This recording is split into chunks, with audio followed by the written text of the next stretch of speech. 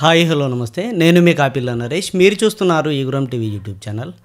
Friends, గురుకుల down merit లిస్టుకు సంబంధించి high court judgement ఏముంది, ఈ జడ్జిమెంట్ను మరి ప్రభుత్వం పాటిస్తుందా పాటించదా, ఒకవేళ పాటిస్తే ఎవరైతే ఇన్ఫ్లూడ్ అయ్యారో వాళ్ళకు మాత్రమే ఉంటుందా లేదంటే అందరికీ అవకాశం కల్పిస్తారా, ఇలా చాలామందికి డౌట్స్ ఉన్నాయి. సో దీనిపైన ప్రభుత్వం నుంచి ఏదైనా స్పష్టత వస్తే, ప్రభుత్వం నుంచి ఏమైనా గైడ్లైన్స్ వస్తే అన్నీ కలిపి ఒక వీడియోలో చెప్దామని అనుకున్నా. ఇప్పటి వరకు గవర్నమెంట్ నుంచి ఎట్లాంటి స్పందన లేదు. సో ఈ జడ్జిమెంట్కు సంబంధించి ఏమున్నది, ఎవరికి లాభం జరిగేలా ఉన్నది, అసలు ప్రభుత్వ ఆలోచనలు ఏ విధంగా ఉన్నాయి, ఇలాంటి విషయాల గురించి ఈ వీడియోలో క్లియర్గా తెలుసుకుందాం. మీకున్న సందేహాలన్నీ కూడా ఈ వీడియోతో నివృత్తి అవుతాయని నేను అనుకుంటున్నా. సో మన ఛానల్ను సబ్స్క్రైబ్ చేసుకోండి, పక్కన ఉండే అటువంటి బెల్ బటన్ క్లిక్ చేయండి. ఇలాంటి వీడియోల కోసం ఖచ్చితంగా మీ మిత్రులకు ఈ వీడియోని షేర్ చేస్తూ కొంత బూస్టప్ ఇవ్వండి నాకు. నేను ఖచ్చితంగా వెంట మీకు ఎలాంటి అప్డేట్స్ ఉన్నా కూడా తెలియజేసే ప్రయత్నం చేస్తాను. ఇక మనకు జడ్జిమెంట్ కాపీని ఒకసారి చూసినట్లయితే ఇది జడ్జిమెంట్ కాపీ. మనం జాగ్రత్తగా గమనించాలి. ఇక్కడ ఏదైతే జడ్జిమెంటు ఫైనల్గా ఉంటుందో అది మాత్రమే చూడాలి. ఇక్కడ అన్ని గతంలో ఏమేమి జరిగినాయి, ఏ కోర్టు ఏం చెప్పింది, ఎప్పుడు ఏ కేసు పడ్డది అని చెప్పేసి ఫస్ట్ దానికి సంబంధించినటువంటి వాదోపవాదాలన్నీ కూడా పేర్కొంటూ లాస్ట్లో జడ్జిమెంట్ ఇస్తాడు. లాస్ట్కి ఇచ్చినటువంటి జడ్జిమెంట్లో ఐ థింక్ 24 పేజీలో ఉంటుంది. సో ఈ 24 పేజీలో ఇచ్చినటువంటి 31వ నంబర్ చూడండి. మనం 31 పాయింట్లో పర్ఫెక్ట్ జడ్జిమెంట్ అనేది ఉన్నది. సో ఇందులో ఇచ్చినటువంటి కొన్ని కీ పాయింట్స్ కూడా మనం జాగ్రత్తగా గమనిస్తే మనకు పర్ఫెక్ట్ అర్థమవుతుంది. In view of offered mentioned discussion and taking in to consideration of the above apex courts observations, this court is of the considered view that these writ petitions can be disposed by the directing the respondent authorities to consider the case.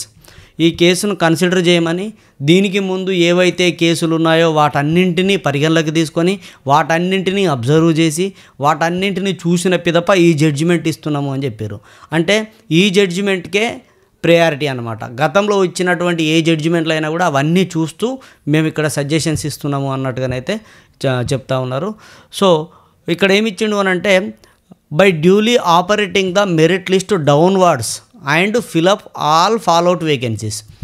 ఏమంటున్నాడు, ఖచ్చితంగా ఈ down merit లిస్ట్ను follow కావాలి, ఆ down merit లిస్ట్ను follow అవుతూ all వేకెన్సీస్ని fill చేయాలి అని అన్నాడు. ఇక్కడ చూడండి, all the fallout vacancies pertaining to notifications number 1 to 5 and notification number 9 of 2023. So మనం గురుకుల రిక్రూట్మెంట్ బోర్డు ఇచ్చినటువంటి నోటిఫికేషన్లలో 1 నుంచి 5, 1, 2, 3, 4, 5 అండ్ 9 ఈ నోటిఫికేషన్లకు సంబంధించి ఫాలోఅవుట్ వేకెన్సీస్ని పూర్తిగా ఫిల్ చేస్తూ డౌన్ మెరిట్ లిస్ట్ను ఫాలో కండి అని చెప్పేసి అయితే ఇచ్చిండు. ఇందులోనే చాలా బ్రాడ్ మీనింగ్ ఉంది. ఇక్కడ చూడండి, ఇంకొక వర్డ్ కూడా అన్నాడు, without carry forwarding the same to the next notification. ఒక్క పోస్టు కూడా క్యారీ ఫార్వర్డ్ నెక్స్ట్ నోటిఫికేషన్కు చేయకుండా ఆల్ వేకెన్సీస్ని ఖచ్చితంగా ఫిల్ చేయాలి అని చెప్పిండు. The said exercise shall be completed with in the 6 months period అని చెప్పేసి అయితే మనకి ఇక్కడ ఇవ్వడం జరిగింది. అంటే ఇదంతా కూడా చేయడానికి 6 నెలల సమయాన్ని కూడా ఇవ్వడం అయితే జరిగింది. సో ఇది జడ్జిమెంట్ కాపీ.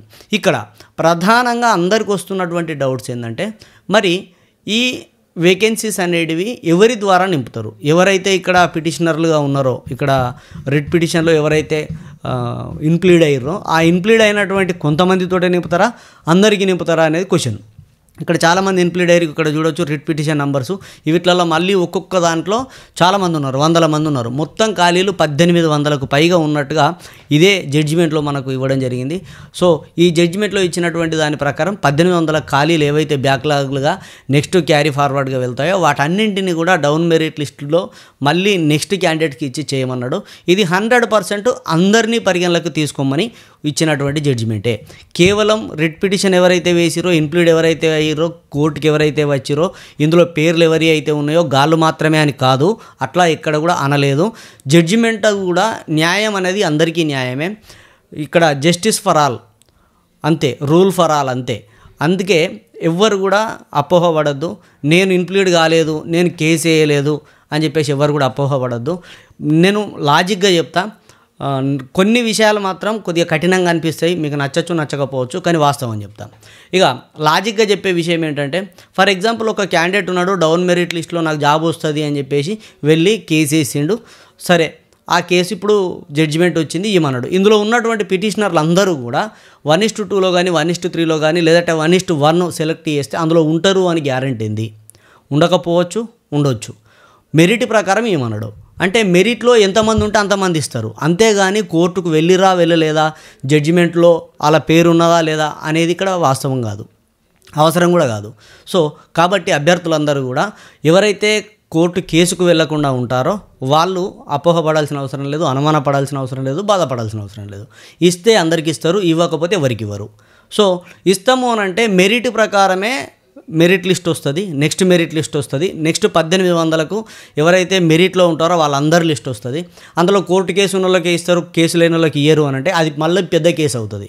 ఎట్లా అంటే ఫర్ ఎగ్జాంపుల్ ఒక క్యాండిడేట్ ఉన్నాడు, తను కోర్టు కేసు వేసిండు, ఆ కేసు వేస్తే ఇప్పుడు జడ్జిమెంట్ వచ్చింది, ఈ జడ్జిమెంట్ ప్రకారం నాకు పోస్టింగ్ ఏమని పోయిండు, గురుకుల రిక్రూట్మెంట్ బోర్డు ఇచ్చింది అనుకో.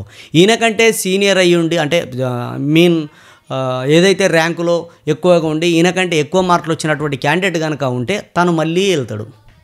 నాకంటే తక్కువ మార్కులు వచ్చినోడికి గురుకుల రిక్రూట్మెంట్ బోర్డులో జాబ్ వచ్చింది, నాకు రాలేదు, ఇదేంది అని ఆయనకు మళ్ళీ జడ్జిమెంట్ ఇస్తారా? దాని తర్వాత ఇంకోరు ఉంటారు. ఇదంతా కాదు కదా, ప్రోలాంగ్ కాదు కదా. కాబట్టి ఒక జడ్జిమెంట్ వచ్చింది అని అంటే దాన్ని ఫాలో అప్ అనేది అందరికీ లాభం జరిగేటువంటి విధంగా ఉంటుంది, అందరికీ ఆమోదయోగ్యంగా ఉంటుంది. కాబట్టి ఎవరు కూడా అపోహపడాల్సిన అవసరం లేదు. ఇది లిస్ట్ ఇస్తే merit list, down merit list ఇస్తే అందరికీ ఇస్తారు. కోర్టు కేసులో ఉన్నటువంటి వాళ్ళకు, కోర్టు కేసుకు ఇన్ప్లీడ్ అయినటువంటి వాళ్ళకు మాత్రమే అనేది తప్పు. సో అలాంటి అపోహలు అయితే ఉండకండి. కొంతమంది అంటే నేను ఎందుకు చెప్తున్న విషయం అంటే కొంతమంది ఇన్ప్లీడ్ అయినటువంటి వాళ్ళు ఫీజులు కట్టమన్నప్పుడు మీరేం కట్టలేదు, కోర్టు కేసు ఎత్తన్నప్పుడు మీరు రాలేరు, సో మీకు రాదు, మాకే వస్తుంది, మేమే గెలిచినాం అని చెప్పేసి అంటుర్రట. సో అది ఒక్కరిద్దరు అనొచ్చు మేబీ కోపంతో, అది కాదు అట్లా, అది వాస్తవం కూడా కాదు. కాబట్టి అభ్యర్థులు గమనించాలి. ఇక వాస్తవాలు మాట్లాడుకుందాం. మరి నిజంగా గవర్నమెంట్ ఇస్తుందా ఇవ్వదా? సో ఇప్పటి వరకు ఉన్నటువంటి నాకున్న అవగాహన అండ్ నాకున్న సమాచారం మేరకు ఇచ్చే అవకాశాలు అనేవి చాలా తక్కువగా ఉన్నాయి, ఇవ్వకపోవడానికి అవకాశాలే ఎక్కువగా ఉన్నాయి. ఎందుకు అనంటే ఇస్తే ఇప్పటికే ఇవ్వచ్చు, ఇస్తే ముందే రిలింక్విష్మెంట్ లాంటిది పెట్టవచ్చు. సరే ముందు రిలింక్విష్మెంట్ పెట్టడానికి అక్కడ సమయం లేదు, టెక్నికల్గా ప్రభుత్వం ఏర్పడంగానే ఫస్ట్ ఆదరబాదరగా తొందర ఇవ్వాలి అని చెప్పేసి అప్పుడు ఇచ్చేసింది కాబట్టి అప్పుడు అవకాశం లేక ఇవ్వలేదు. కానీ ఇప్పుడు అవకాశం ఉండే, మొన్నటి వరకు కూడా జడ్జిమెంట్ వచ్చేంత వరకు కూడా అవకాశం ఉండే. సో వాళ్ళు ఏం చూస్తున్నారు అని అంటే చూద్దాంలే జడ్జిమెంట్ ఎట్లా వస్తుందో అని చెప్పేసి చూస్తున్నారే కానీ ఇద్దాంలే అనే ఆలోచన ఎక్కడ కూడా ప్రభుత్వానికి లేదు. ఇప్పుడు జడ్జిమెంట్ వచ్చి 1 వీక్ దాటింది దగ్గర, అయినా కూడా గవర్నమెంట్ నుంచి ఎలాంటి స్పందన అనేది లేదు. కాబట్టి ఇస్తారు అనే గ్యారంటీ అనేది నాకైతే అనిపిస్తలేదు. సో ఇస్తే కూడా కొన్ని టెక్నికల్గా ఇష్యూలు అవుతాయి, టెక్నికల్గా కొన్ని సమస్యలు ఎదురవుతాయి అనే వాదనలు కూడా ఉన్నాయి ప్రభుత్వం నుంచి. ఫర్ ఎగ్జాంపుల్ ఇప్పుడు ఒక డౌన్ మెరిట్ లిస్ట్ ఇస్తే వీళ్ళ సీనియారిటీ అనేది తగ్గుతుంది. ముందు జాయిన్ అయినటువంటి వాళ్ళ సీనియారిటీ ముందు ఉంటారు, ఇప్పుడు జాయిన్ అయినటువంటి వాళ్ళు ఒక లేట్గా ఉంటారు. అంటే ఒకే నోటిఫికేషన్, ఒకే రిక్రూట్మెంట్, లిస్ట్ 1 లిస్ట్ 2 2 లిస్టులు ఉంటాయి. ఈ 2 లిస్టుల వల్ల మళ్ళీ కోర్టు కేసులు, మళ్ళీ న్యాయ పోరాటాలు, మళ్ళీ సర్వీస్ ఇష్యూస్ వస్తాయి. ఎందుకొరకు అనంటే ఒకే రిక్రూట్మెంటు, ఒకే నోటిఫికేషన్లో సెలెక్ట్ అయినటువంటి ఇద్దరు అభ్యర్థులు ప్రమోషన్ కోసం వెళ్ళేటప్పుడు ఇబ్బందులు ఎదురవుతాయి. 2008 డిఎస్సిలో ఇదే జరిగింది, 2012 డిఎస్సి రిక్రూట్మెంట్లో ఇదే జరిగింది. సో అప్పుడు కోర్టు కేసులలో తిరిగినటువంటి వాళ్ళు ఉన్నారు, జడ్జిమెంట్లు తీసుకొచ్చుకొని నోషనల్ ఇంక్రిమెంట్స్, నోషనల్ సర్వీసు ఇవన్నీ తీసుకొచ్చుకున్న వాళ్ళు ఉన్నారు. అప్పుడు కొంతమందికి కోర్టు తీసుకోమని ఇచ్చినా కూడా కొన్ని జిల్లాలలో ఇచ్చి అప్పుడు 2 రాష్ట్రాలు విడిపోయినాయి. 2012 డిఎస్సి ఉమ్మడి ఆంధ్రప్రదేశ్లో జరిగింది. అదే 2012 డిఎస్సి కోర్టు కేసు హైకోర్టులో నడుస్తూ జడ్జిమెంట్ వచ్చే వరకు 2 రాష్ట్రాలు విడిపోయినాయి. తెలంగాణ రాష్ట్రం వచ్చిన తర్వాత తెలంగాణలో కొన్ని జిల్లాలలో ఈ 2012 డిఎస్సిలో లిస్ట్ 1 లిస్ట్ 2 2 లిస్టులు ఉంటుండే. సో సెకండ్ లిస్ట్లో వచ్చినటువంటి వాళ్లకు 11 నెలలు లేట్ అయింది. వాళ్ళకు జడ్జిమెంటు వీళ్ళను కూడా సేమ్ మొదటి లిస్ట్ లాగానే పరిగణలోకి తీసుకోవాలి, ఒకే రిక్రూట్మెంట్, ఒకే నోటిఫికేషన్లో వచ్చినటువంటి వాళ్ళు కాబట్టి అని చెప్పేసి జడ్జిమెంట్ వచ్చింది. సో కొన్ని జిల్లాలు ఇంప్లిమెంట్ చేస్తూనే ఇంకో కొన్ని జిల్లాలలో డిఈఓలు వాళ్ళకు ఇంప్లిమెంట్ చేస్తలేరు, అంటే సర్వీస్ రిజిస్టర్లో వాళ్ళ సర్వీస్ నోషనల్గా ఇస్తలేరు.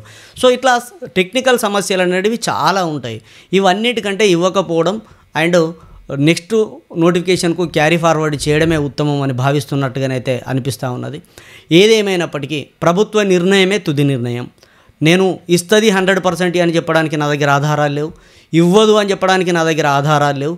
నాకున్నటువంటి నాలెడ్జ్ అండ్ నాకు తెలిసినటువంటి ఇన్ఫర్మేషన్ ప్రకారం చెప్తున్నా. వాళ్ళు ఇవ్వము అని చెప్పారు, ఇస్తాము అని చెప్పారు, స్తబ్దంగా ఉంటారు, డైరెక్ట్ ఈ టెట్ తర్వాత గురుకులకు సంబంధించిన నోటిఫికేషన్ వచ్చేటువంటి అవకాశాలు కనిపిస్తూ ఉన్నాయి. ఒకవేళ మనం చేయాల్సింది ఏంటంటే అది కూడా చెప్తున్నాను నేను, ఈ జడ్జిమెంట్ కాపీతో ప్రభుత్వ పెద్దలను కలిసి ప్రభుత్వ నాయకులు ఎవరైతే ప్రజాప్రతినిధులు, నాయకులు, అధికారులు ఎవరైతే ఉన్నారో ఈ సమస్య ఎవరి వల్ల మనకు సాల్వ్ అవుతుంది అని అనిపిస్తుందో ఈ జడ్జిమెంట్ కాపీలను బట్టి మన ఎమ్మెల్యేల దగ్గరికి, మన ఎంపీల దగ్గరికి, మన ప్రజాప్రతినిధుల దగ్గరికి, మన లోకల్ లీడర్ల దగ్గరికి వెళ్ళి గట్టిగా అడిగినట్లయితే, ఇప్పుడు ఎలక్షన్ మూమెంట్ నడుస్తున్నది కాబట్టి సో కొంత ఇంప్లిమెంట్ ఉండే అవకాశం ఉన్నది. ప్రజాప్రతినిధులు చట్టాలు చేస్తే ఖచ్చితంగా అధికారులు వాటిని ఫాలో అవుతారు కాబట్టి అధికారుల దగ్గర ఏమీ లేదు, ప్రజాప్రతినిధుల దగ్గర మాత్రమే ఉన్నది. ఇదంతా ఎమ్మెల్యేలను, ఎంపీలను కలిసి మాకు ఈ జడ్జిమెంట్ వచ్చింది, దయచేసి ఈ జడ్జిమెంట్ను ఇంప్లిమెంట్ చేసేలాగా చూడండి అని చెప్పేసి అధికారులను కలవండి. ప్రజాప్రతినిధులు ముఖ్యంగా ఎవరిని వదిలిపెట్టకూరి, పోయి రిక్వెస్ట్ చేసుకోర్రి. గొడవలొద్దు, ఏదొద్దు. మీ ప్రభుత్వం మాకు సహాయం చేసింది, మీరే మాకు అపాయింట్మెంట్ ఆర్డర్లు ఇచ్చారు, కానీ ఈ 1800 మందికి ఇక్కడ బ్యాక్లాగ్లో పడేటువంటి అవకాశాలు ఉన్నాయి, బ్లాక్ అయ్యేటువంటి అవకాశాలు ఉన్నాయి. దయచేసి 1800 మందిలో మేము ఉంటాం, మీరు ఇచ్చేటువంటి ఉద్యోగాలు మా కుటుంబాలను కాపాడతాయి, దయచేసి మాకు ఈ హెల్ప్ చేయండి అని చెప్పేసి రిక్వెస్ట్ చేసుకుంటే ఖచ్చితంగా వాళ్ళు స్పందిస్తారని అనుకుంటున్నా. మంత్రి గారు ఉంటే బాగుంటుండే, ముఖ్యమంత్రి గారే ఈ విద్యాశాఖను చూస్తారు. వీలైతే ముఖ్యమంత్రిని కానీ కలవచ్చు, కానీ మనకు అంత అవకాశం ఉండకపోవచ్చు. మల్లుబట్టి విక్రమార్క గారు కానీ, ఇంకా కింది స్థాయిలో ఉండేటువంటి మంత్రులు పొన్నం ప్రభాకర్ సార్ గారు కానీ ఎవరైనా కలిసినప్పుడు నా వైపు నుంచి మాకు ఇక్కడ లోకల్లో ఆదిశీన గారు ఉంటారు, ఆదిశీన అన్న అని పిలుచుకుంటాం ప్రేమగా మేము. సీనన్న అని చెప్పగానే సరే నేను చూస్తా అంటాడు. నా వైపు నుంచి మా సీనన్న నుండి నేను ఈ జడ్జిమెంట్ కాపీ, దీనికి సంబంధించిన వివరాలన్నీ కూడా నేను అన్నకు పంపించి అవసరం అనుకుంటే ఒకసారి డిస్కస్ చేసి మీరు కూడా కొంత దీని గురించి ఫాలో అప్ చేయండి అన్న. ఎంతోమంది కుటుంబాలు ఉన్నారు మన రాజన్న సిరిసిల్ల జిల్లా వ్యాప్తంగా, సో వాళ్ళకు న్యాయం జరుగుతుంది అని చెప్పేసి నా నుంచి నేను మాట్లాడతా. సో ఇలాంటి ప్రయత్నాలు చేస్తే ఫలితం అనేది ఉంటుంది. మీరు ఎలాంటి ప్రయత్నం చేయకుండా ఇప్పుడు దయచేసి ఇప్పుడైనా ఏకంగండి. కోర్టు కేసు వేసిన వాళ్ళు, కేసు వేయని వాళ్ళు అందరూ ఏకమై ఇస్తే అందరికీ న్యాయం జరుగుతుంది. ఈ 1800 ఖాళీలు అందరినీ పరిగణలోకి తీసుకొని చేస్తారు కాబట్టి అందరికీ నేను ఒకటే విన్నవించుకుంటున్నా, అందరూ ఏకమై ఈ జడ్జిమెంట్ కాపీని ఇంప్లిమెంట్ అయ్యేలాగా చూడండి. సో ప్రభుత్వం నుంచి ఇప్పటి వరకు ఎలాంటి స్పందన ఈ ఇంప్లిమెంటేషన్కి సంబంధించి రెస్పాన్స్ అనేది లేదు కాబట్టి మనం ఒక ప్రయత్నం చేద్దాం.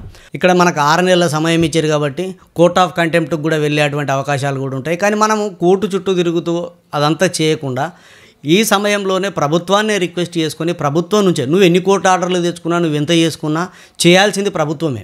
ప్రభుత్వం తలుచుకుంటే ఏమైనా చేస్తుంది. మనం గ్రూప్ 1 రిజల్ట్ చూసినాం, గ్రూప్ 1 కోర్టు కేసు చూసినాం, ఎన్ని రోజులు తిరిగింది, చివరికి ప్రభుత్వం ఏం చేసింది అనేది. ప్రభుత్వం తలుచుకుంటే ఏది తలుచుకుంటే అది చేయగలుగుతుంది. కాబట్టి మనం ఏం చేయాలి అంటే ప్రభుత్వాన్ని రిక్వెస్ట్ చేసుకోవడం ఉత్తమం. కోర్టులో పంటూ తిరుక్కుంటూ సమయాన్ని వృధా చేసుకోవడం అనేది నేను కరెక్ట్ కాదు అనే చెప్తా.